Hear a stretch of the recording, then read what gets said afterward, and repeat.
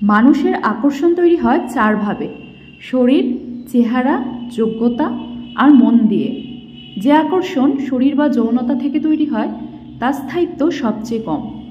বেশ কিছুদিন তা পেলেই আর কোনো আকর্ষণ থাকে না। এরপর হলো চেহারা। এটা স্থায়িত্ব শরীরের আকর্ষণের চেয়েও বেশি, তবে চেহারা সুন্দর হলে আর সঙ্গী বিশ্বাসী হলে তার প্রতি আকর্ষণ থেকেই যায়। বেশিরভাগ আকর্ষণ এই চেহারা বা রূপকেন্দ্রিক হয়। এরপর টেকসই হলো যোগ্যতার আকর্ষণ। মানুষের যোগ্যতাও এক ধরনের সৌন্দর্য। যোগ্যতার জন্য যে আকর্ষণ তৈরি হয় তার স্থায়িত্ব অনেক বেশি। সবচেয়ে বেশি টেকসই হলো মনোকেন্দ্রিক আকর্ষণ।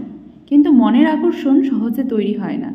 এটির জন্য সময়ের দরকার হয়, অনুভূতি তৈরির দরকার হয়। এটি যেমন ধীরে ধীরে তৈরি হয়, তেমনি এটা স্থায়িত্ব অনেক বেশি। কিন্তু সব আকর্ষণই একসময় কমে যায়, কেউ স্বীকার করুক বা না করুক, এইটাই বাস্তব। তবে এর সাথে সাথে সময়ের প্রেক্ষিতে ব্যালেন্সও তৈরি হয়ে যায়। আকর্ষণ একসময় গিয়ে পরিণত হয় অভ্যাসে, মায়াতে, দায়িত্বে। সেই অভ্যাসের কারণে, মায়ার কারণে, দায়িত্বের কারণে দুজন মানুষ বাকি জীবন একসাথে পার করে অবলীলায়।